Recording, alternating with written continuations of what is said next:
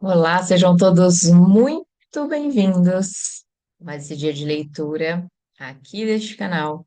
Estamos lendo Quem Pensa Enriquece, o Legado. Se você já leu esse livro, já conhece, ou ainda não, seja muito bem-vindo. Nos acompanhe aqui. Estamos no início, no capítulo 2. Você pode acessar a playlist aqui neste canal. Então, vamos lá dar continuidade.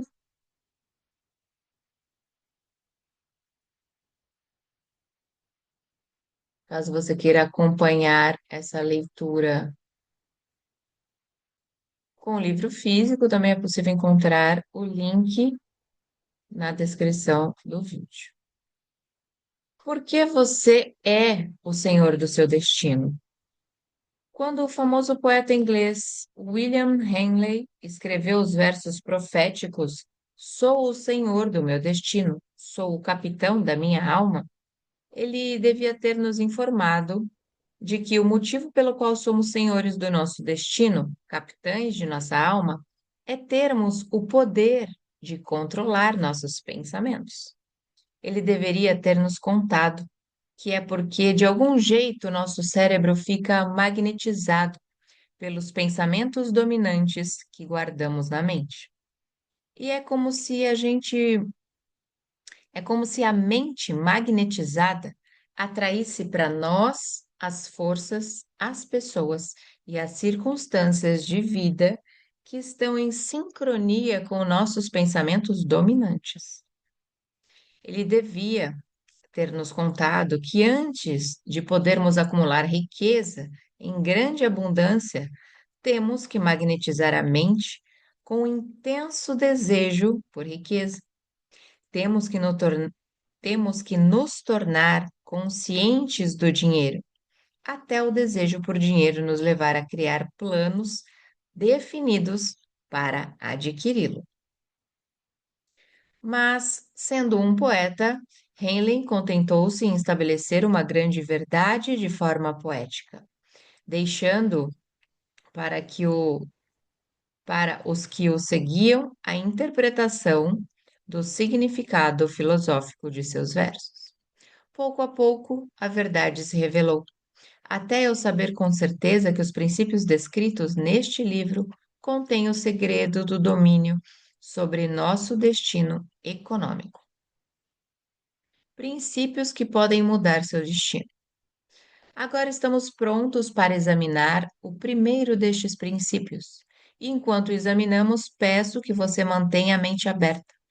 Enquanto ler, lembre-se de que esses princípios não foram inventados por mim, nem são invenção de ninguém. Esses princípios funcionam para milhões de pessoas, literalmente. Você também pode colocá-los para trabalhar para você e para seu próprio e duradouro benefício. Vai descobrir que não é difícil, é fácil. Há alguns anos, fui o patrono da turma da Salem College em Salem, Virgínia Ocidental. No discurso, enfatizei com tanta intensidade a necessidade de ter um desejo ardente que um dos formandos se convenceu completamente e fez disso uma pedra fundamental da própria filosofia. Aquele rapaz se tornou congressista e uma figura importante na administração do presidente Franklin Roosevelt. Ele escreveu para mim uma carta em que colocou com tanta clareza sua opinião sobre o princípio do desejo delineado no próximo capítulo, que decidi publicar sua carta como introdução deste capítulo. Ela dá uma ideia das recompensas que virão. Meu caro Napoleão, minha atuação como membro do Congresso me fez conhecer os problemas de homens e mulheres. Escrevo para oferecer uma sugestão que pode se tornar útil para milhares de pessoas dignas. Em 1922, você discursou na formatura da Salem College e eu era um formando. Naquele discurso, você plantou em minha mente uma ideia que foi responsável pela oportunidade que agora tenho de servir as pessoas do meu estado e será responsável em grande medida por qualquer sucesso que eu possa ter em meu futuro. Lembro como se fosse ontem da maravilhosa descrição que você fez do método pelo qual Henry Ford, um homem de pouca escolaridade, sem nenhum dinheiro e sem amigos influentes, alcançou voos muito altos. Foi então que tomei minha decisão, antes mesmo de você concluir seu discurso, de conquistar meu lugar, quaisquer que fossem as dificuldades que tivesse que superar. Milhares de jovens vão concluir os estudos esse ano e nos próximos anos. Cada um deles estará procurando uma mensagem de incentivo prático, como a que recebi de você. Vão querer saber para onde se voltar, o que fazer para começar na vida. Você pode dizer a eles porque ajudou muita gente a resolver seus problemas.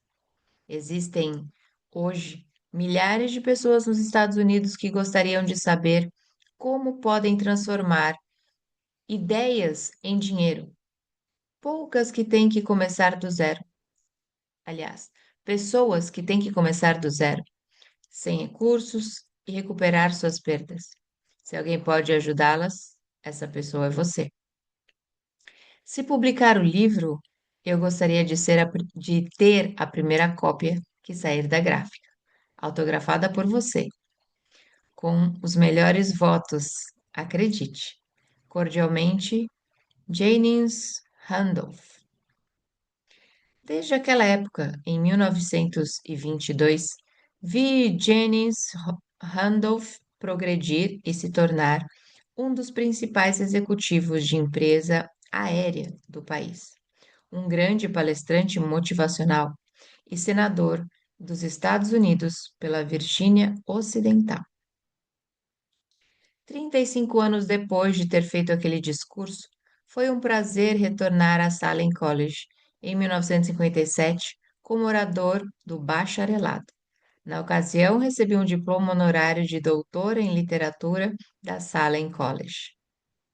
Comentário. Para o começo da leitura do próximo capítulo, os editores gostariam de reforçar a declaração anterior, de que o que você está lendo não é só uma coleção de teorias das quais pode escolher o que quiser. Os 13 princípios de sucesso foram comprovados por experiências da vida real de uma longa lista de pessoas famosas e bem-sucedidas, citadas anteriormente por Napoleão Hill. As técnicas também são praticadas e endossadas pelos especialistas contemporâneos e autores que os editores mencionaram. Seguindo a lista de Hill, mais de 60 milhões de pessoas compraram o livro que você está lendo agora.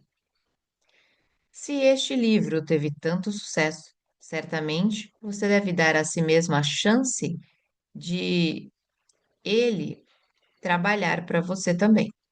Leia, não questione. Faça isso.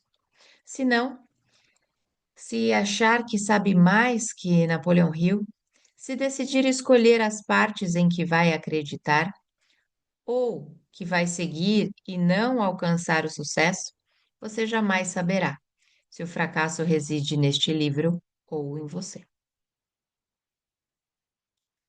Tudo que a mente do homem pode conceber e acreditar, ela pode realizar.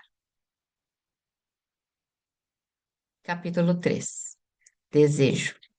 O ponto de partida de toda realização. O primeiro passo rumo à riqueza. Quando Edwin C. Burns desceu do trem de carga em West Orange, Nova Jersey, podia ter a aparência de mendigo, mas seus pensamentos eram de um rei. Enquanto caminhava dos trilhos da ferrovia para o escritório de Thomas Edison, sua cabeça trabalhava. Ele se viu na presença de Edison. Ele se ouviu pedindo a Edison uma oportunidade de realizar a obsessão de sua vida, um desejo ardente de se tornar sócio do grande inventor. O desejo de Burns não era uma esperança, não era uma vontade, era um desejo pulsante que transcendia todo o resto. Era definido. Alguns anos mais tarde, Edwin Burns estava novamente diante de Edison, no mesmo escritório onde encontrou o inventor pela primeira vez. Dessa vez, seu desejo se havia transformado em realidade. Ele era sócio de Edison.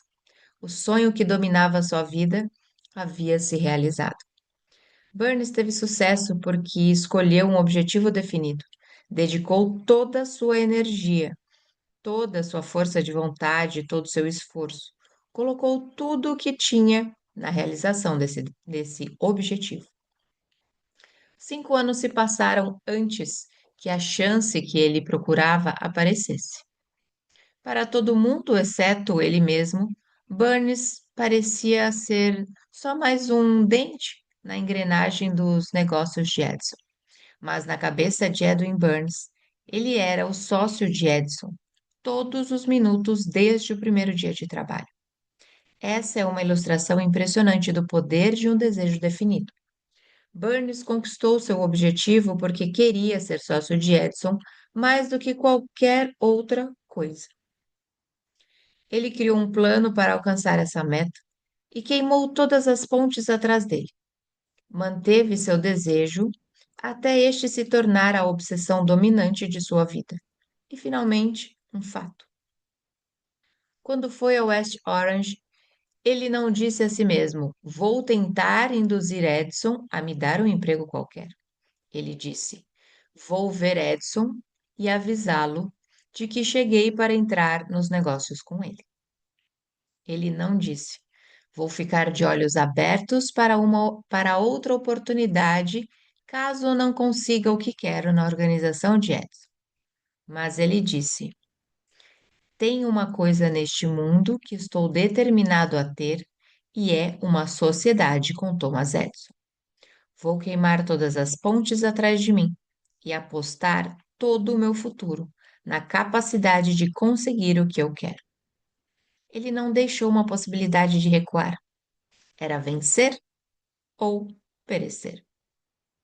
E isso é tudo o que há na história de sucesso de Burns.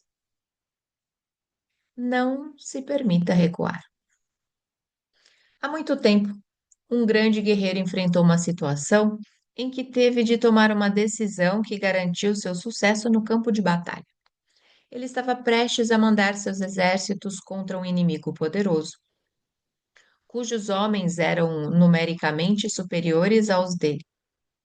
Ele pôs seus soldados em barcos, navegou para o território inimigo e descarregou soldados e equipamento.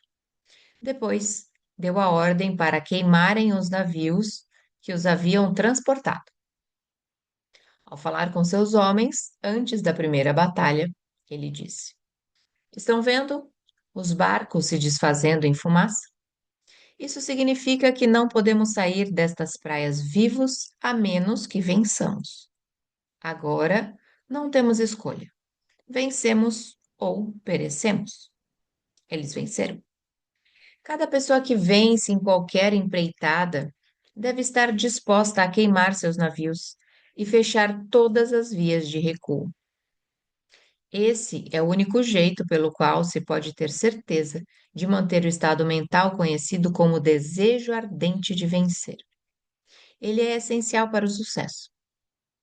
Na manhã seguinte ao grande incêndio de Chicago, um grupo de comerciantes ficou parado em State Street, olhando para os destroços fumegantes do que havia sido suas lojas.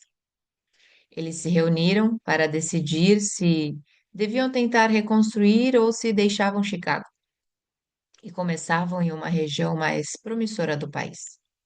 Decidiram partir, todos, menos um.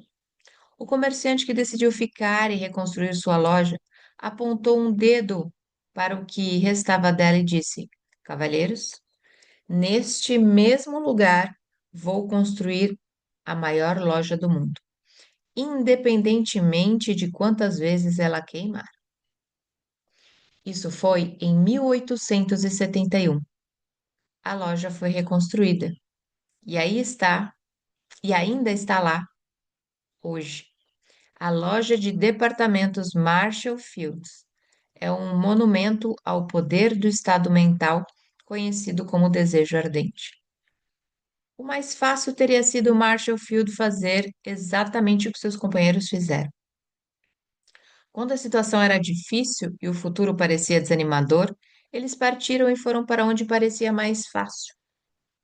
Marque bem essa diferença entre Marshall Field e os outros comerciantes. É a diferença que distingue aqueles que alcançam o sucesso dos que fracassam. Todo ser humano com idade suficiente para entender o valor do dinheiro quer tê-lo, mas querer não traz riqueza.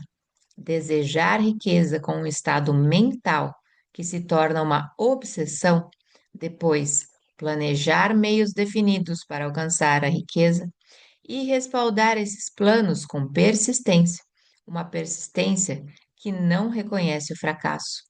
É isso que vai trazer riqueza. Comentário. Em outros de seus escritos, Napoleão Hill usa o termo definição de objetivo como substituto para desejo.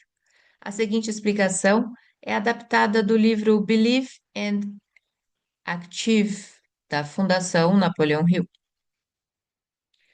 Desejo ou definição de objetivo é mais que estabelecer uma meta.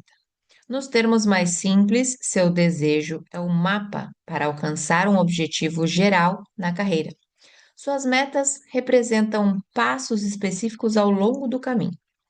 Ter um desejo ou uma definição de objetivo para a sua vida tem um efeito sinérgico sobre a capacidade de atingir metas.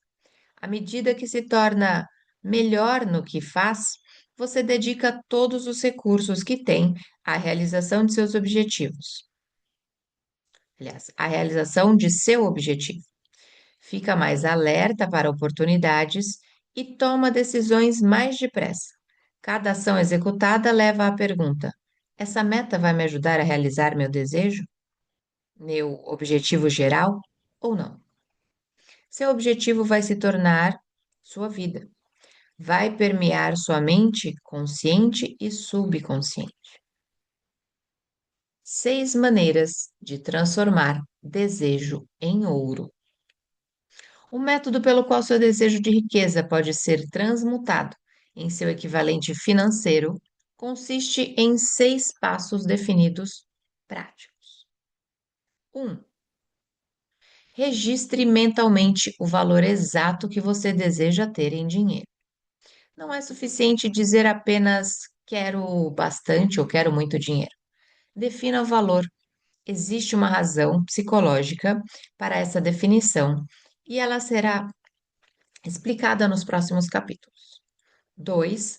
Determine exatamente o que você pretende dar em troca do dinheiro que você deseja. Não existe uma realidade do tipo algo a troco de nada. 3. Estabeleça uma data definida para quando pretende ter o dinheiro que deseja. 4. Crie um plano definido para realizar seu desejo e comece imediatamente. Esteja você pronto ou não. E esteja você pronto ou não a pôr este plano em prática. 5. Agora anote tudo. Escreva uma declaração clara e concisa do montante de dinheiro que pretende adquirir. Estabeleça a data limite para a aquisição. Determine o que pretende dar em troca do dinheiro e descreva claramente o plano por intermédio do qual pretende acumular essa quantia. 6. Leia em voz alta 2 vezes por dia a declaração que escreveu. Leia uma vez pouco antes de ir deitar para dormir e leia uma vez de manhã, depois de se levantar. Enquanto lê, veja, sinta e acredite que o dinheiro já é seu. É importante que você siga as instruções desses 6 passos. É especialmente importante que observe e siga as instruções do 6º passo. Você pode reclamar de que é impossível se ver dono do dinheiro antes de realmente tê-lo. É aí que o desejo ardente vai te ajudar. Se você realmente deseja dinheiro com tanta intensidade que seu desejo se torna uma obsessão, não vai ter dificuldade para se convencer de que o terá. O objetivo é querer dinheiro e ficar tão determinado a tê-lo que você se convence de que o terá. Se você não estudou o funcionamento da mente humana, essas instruções podem parecer impraticáveis. Pode ser útil saber que a informação que elas transmitem me foi dada por Andrew Carnegie, que se tornou um dos homens mais bem-sucedidos da história norte-americana. Carnegie começou como um trabalhador comum nas usinas de aço, mas conseguiu, apesar do começo humilde, fazer esses princípios renderem uma fortuna de consideráveis mais de 100 milhões de dólares. Em termos atuais, o valor da fortuna de Carnegie seria de 20 bilhões de dólares, pelo menos, e provavelmente muito mais. Também pode ser útil saber que os 6 passos foram cuidadosamente examinados pelo famoso inventor e empresário de sucesso Thomas Edison. Ele deu seu carinho de aprovação, dizendo que os passos são essenciais não só para acumular dinheiro, mas para a realização de qualquer objetivo. Comentário. Na época em Napoleão Hill escreveu essas palavras, os avanços em nossa compreensão da fisiologia do cérebro e da psicologia da mente haviam proporcionado uma compreensão muito maior da motivação humana. Ainda assim, os métodos usados pelos modernos especialistas motivacionais são essencialmente as mesmas técnicas aconselhadas por Hill. Pesquisas confirmam que há sólida base psicológica para fazer como Hill aconselha. Ser bem específico quando estabelecer objetivos, executar a ação física de anotar esses objetivos no papel e repetir seu objetivo estabelecido em voz alta para si mesmo frequentemente. Essas técnicas conquistaram ampla aceitação entre os especialistas modernos do campo.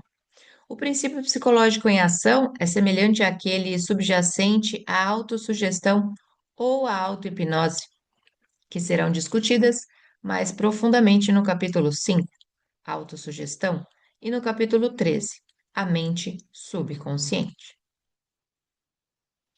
A instrução de Rio para se ver como você será quando já tiver alcançado o seu objetivo também é uma técnica específica.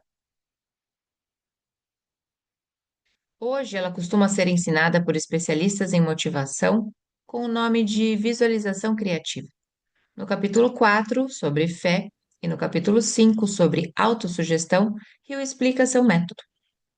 Antes de seguir em frente, os editores gostariam de reforçar o conselho de Hill para que suas instruções sejam seguidas ao pé da letra. Os editores sabem que existe por parte do leitor uma tendência para presumir que é suficiente entender um conceito apenas intelectualmente. Quando ler os 6 pontos de Hill, você provavelmente vai se pegar pensando: sim, claro, algumas pessoas podem precisar anotar as coisas, mas não sou criança, já entendi. Ou, tudo bem, entendo que falar em voz alta pode ajudar algumas pessoas menos sofisticadas, mas já entendi a ideia intelectualmente. Se é assim que você pensa, lembre-se de que muitas das pessoas bem-sucedidas que você admira não se achavam espertas demais ou sofisticadas demais para seguir as instruções de Hill. Os editores destacam mais uma vez que se Napoleão Hill acreditava que escrever e falar em voz alta seus objetivos é importante e se psicólogos e especialistas motivacionais concordam, seria tolice não seguir esse conselho simples. Apenas faça.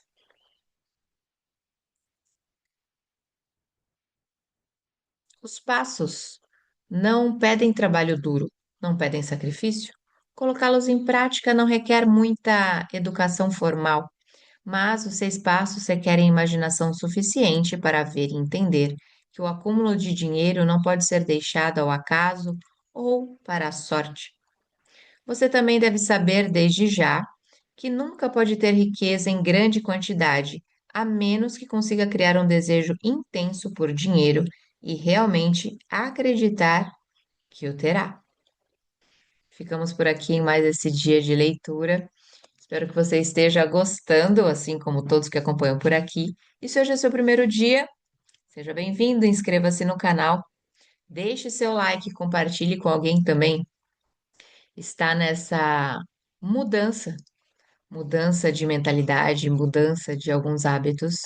E caso queira estar presente aqui conosco diariamente ao vivo e participar dos comentários logo após a leitura, deixe a sua vontade logo abaixo, aqui nos comentários do vídeo, com o seu número de WhatsApp ou o seu link.